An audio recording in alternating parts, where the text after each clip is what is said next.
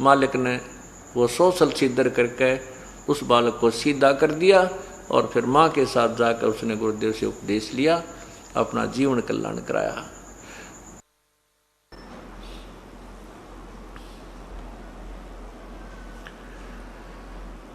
राम नाम रटते रहो, राम नाम रटते रहो, जब तक घट में प्राण, कब हो तो दीन दयाल के बिनक पड़ेगी कान। मानुष जन्म दुर्लभ है, मिले न बारंबार, तरवर से पत्ता टूट गिरे वो बहुर न लगता डार।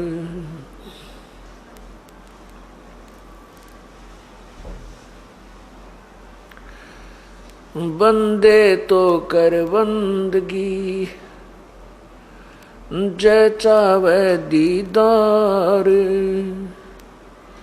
अवसर मानुष जन्म का, ये मिले न बारंबार। मानुष जन्म पाके, जो नहीं रटे हरि नाम, जैसे कुआं जल बिना, बनवाया क्या काम।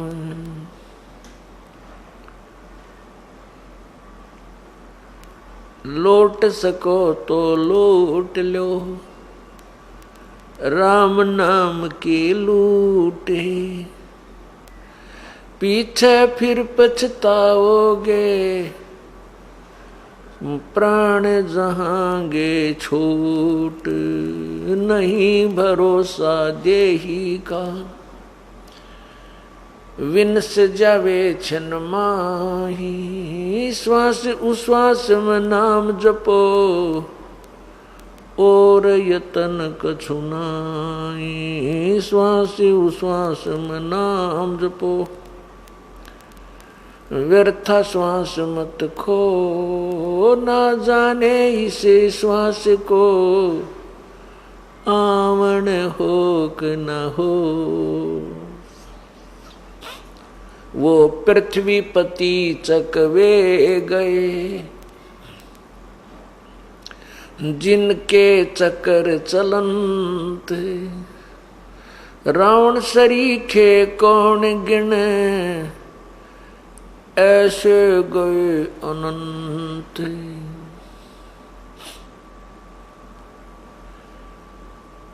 कबीर सब जग निर्धना, धनवंता ना कोई। धनवंता सो जानियो, जप राम नाम धन होवे।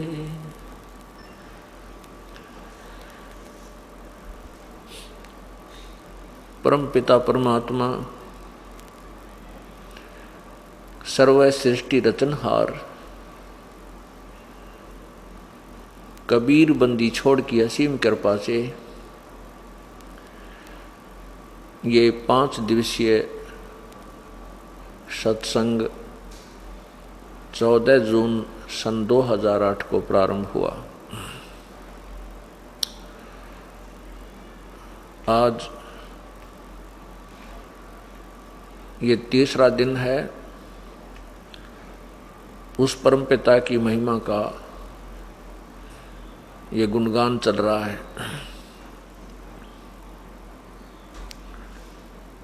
सत्संग के अंदर ये याद दिलाया जाता है कि हे प्राणी,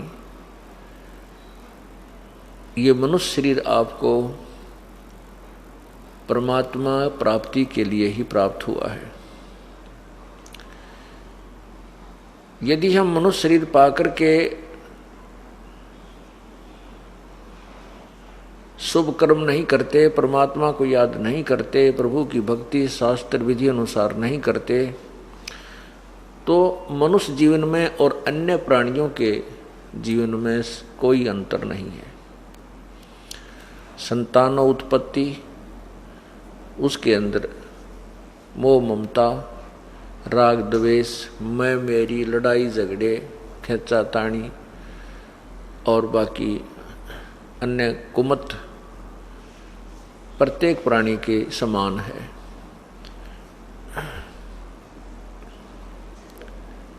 परमात्मा ने मनुष्य शरीर एक ड्रेस दी है, एक पोशाक है। ये अन्य प्राणियों से भिन्न है। जैसे विद्यार्थी विद्यालय में जाता है, विद्यालय में जाने वाले विद्यार्थी की पोशाक भिन्न होती है।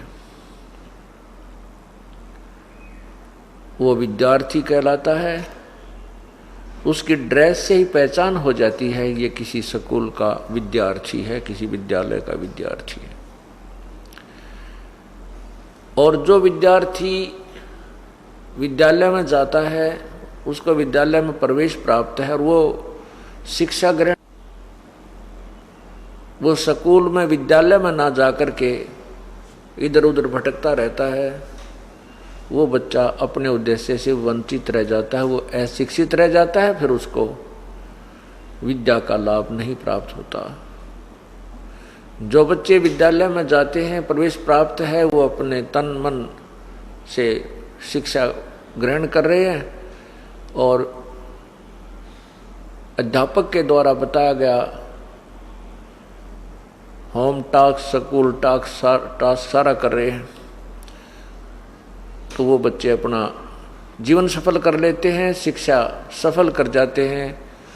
आगे जाकर के वो कोई उच्च अधिकारी लगता है, कोई अच्छा व्यवसाय में अपना परफेक्ट हो जाता है, बढ़िया अपना रोजगार कर लेता है। और अन्य बच्चे जो शिक्षा से वंचित रह गए, स्कूल में विद्यालय में प्रवेश भी प्राप्त किया लेकिन पढ़ाई नहीं की, वो फिर क्या बनते हैं? वो मजदूर बनते हैं, भूखे मरते हैं। उनके बच्चों के पास ना समय पर रोटी होती है, ना पैरों में जूता होता है, ना ठीक से कपड़े पहना पाते हैं। उसके विपरीत जो बच्चे अपनी पढ़ाई कर गए, उनके बच्चे अच्छे मकानों में रहते हैं, अच्छा आहार करते हैं, गाड़ियों में चलते हैं। ठीक इसी प्रकार जो आज भक्ति नहीं करेंगे, जिनको मनुष्य शरीर प्राप्त है, उनको समझो परमात्मा पाने वाले विद्यालय में प्रवेश प्राप्त हो चुका है। वो उनको ये अलग ड्रेस जो मिली है इसलिए प्राप्त हुई है कि ये विद्यार्थी हैं, जितने भी मानव हैं। और मानव शरीर पाकर जो नहीं रटे हरि नाम, फिर जैसे कुआ जल बिना बनवाया क्या काम। जैसे कुआ खोद रखा है, बना रखा है, उसके ऊपर अच्छी छतरी भी बना दी है, जल उसमें है नहीं, तो वो नाम कुआ अवश्य है उसका, लेकिन गुण कुएं वाले नहीं हैं। जो मनुष्य शरीर पा करके मानव शरीर, स्त्री या पुरुष का, ये मानव शरीर कहलाता, ह्यूमन बॉडी। ह्यूमन बॉडी यानी मानव शरीर कहलाता है। तो इसी प्रकार जो मनुष्य शरीर प्राप्त करके परमात्मा की भक्ति नहीं करता है, दान धर्म नहीं करता है, बुराइयों से दूर नहीं है, तो उसमें वो मनुष्य वाले गुण नहीं हैं, अन्य प्राणियों वाले ही गुण हैं। फिर बताते हैं मानुष जन्म दुर्लभ है, ये मिले न बारंबार, तरवर से पत्ता टूट गिरे, वो बोर न लगता डारे। ये मानुष जन्म दुर्लभ है। ये मनुष्य शरीर बहुत ही कठिनता से प्राप्त होता है। बहुत ही पुण्य कर्म जब आपके संचित कर्मों में होते हैं, उनके आधार से आपको मानव शरीर प्राप्त होता है।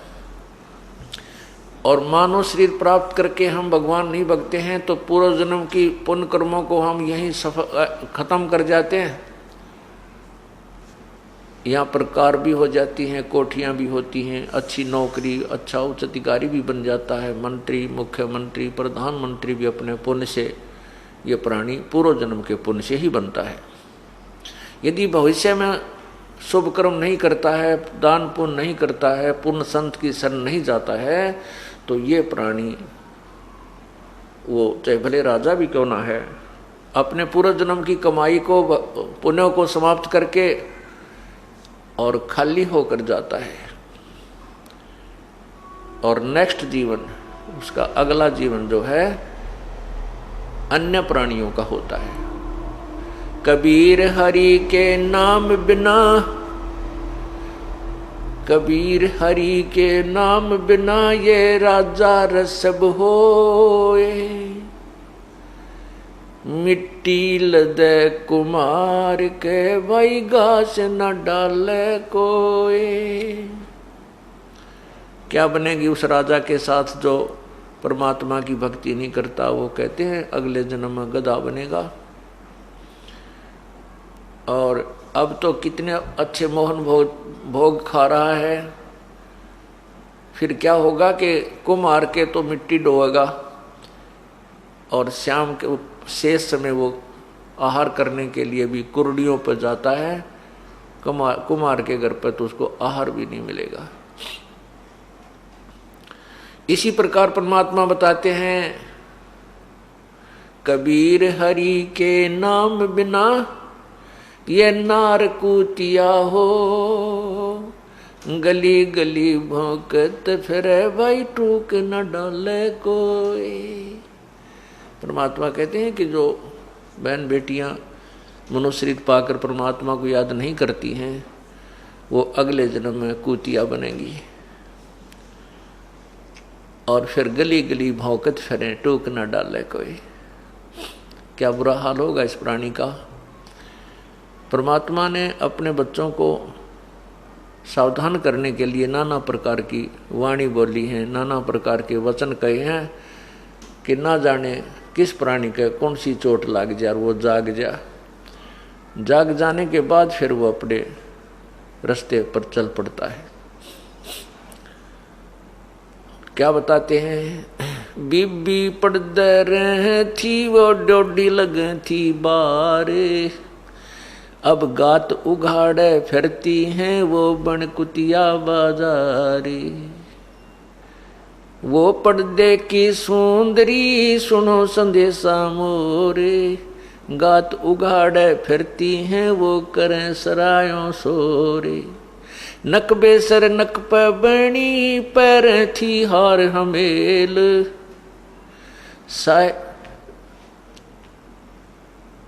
नारी से कुत सुंदरी से कुतिया बनी सुन साहेब के खेल।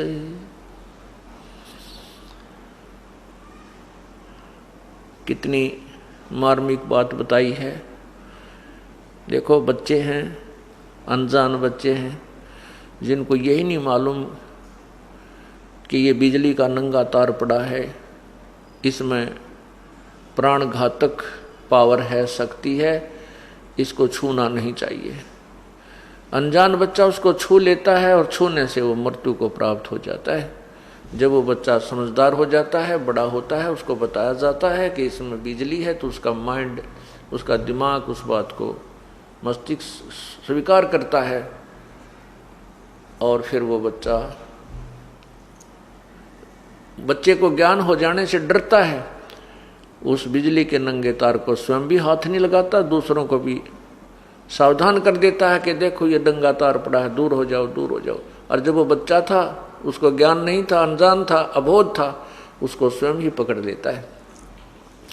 ठीक इसी प्रकार जब तक हम सत्संग में नहीं आते, हम अबोध बच्चे हैं, चाहे बहन है चाहे भाई हैं। और सत्संग में आने से हमें पता चलता है कि जो क्रियाएं हम कर रहे हैं केवल यही बहुत नहीं है। कौन सी क्रियाएं हम कर रहे हैं? संतान उत्पत्ति, उनकी परवरिश और अपना रोजगार के लिए जो धंधा, ये तो करना ही है, लेकिन इतना ही पर्याप्त नहीं है। इसके साथ साथ हमने परमात्मा को याद अवश्य करना चाहिए था। उसके याद ना करने से ये सारा का, ये जो आपका है, ये अन्य प्राणियों जैसा ही बताया। तो सत्संग में आने से ये ज्ञान होता है, फिर डर लगता है। कहते हैं भय बिन भक्ति नहीं हो। अब हमें भय होगा कि कहीं हम पशु ना बन जावें, पक्षी ना बन जावें, कुत्ते और कुतिया ना बन जावें। अब क्या बताते हैं कि वो पर्दे की सुंदरी, सुनो संदेशा मोर, मेरा एक संदेश सुनो। परमात्मा स्वयं बता रहे हैं कि जो लड़कियां, जो बहन बेटियां रानियां थी, पर्दे में रहा करती थी, बाहर भी नहीं आने देते थे उनको इतने अच्छी सुविधाएं थी, और एक से एक सुंदर वस्त्र पहना करती थी, सुंदर आभूषण, महंगे आभूषण पहनती थी, बहुत ही बहुमूल्य आभूषण पहना करती थी, गले में सोने के कई लाख रुपए की रानियां कई लाख रुपए का हार पहनती थी गले में। वो तो कोई बात नहीं, परमात्मा ने आपको जैसी सुविधा दी है वो आपके पूर्व जन्म के पुण्य हैं, उनको प्राप्त कीजिए, परंतु परमात्मा को याद अवश्य कीजिए। सिर्फ इतनी सी बात बताना चाहते हैं संतजन के जो क्रिया तुम कर रहे हो इसमें एक सब्जेक्ट और ऐड कर लो, और कुछ भी बात नहीं है। हाँ, बुराई तो त्यागनी पड़ेगी, बुराई तो मनुष्य जीवन में करनी ना चाहिए। बीड़ी, शराब, मांस, तम्बाकू, चोरी, जारी, ठगी, बकवाद, ये तो मनुष्य से अलग जो कैटेगरी बनाई जाती हैं, जो जिनको राक्षस कहते हैं, उन्हीं वो करते हैं। ये अच्छा काम मनुष्य या बुरा काम मनुष्य नहीं करते हैं।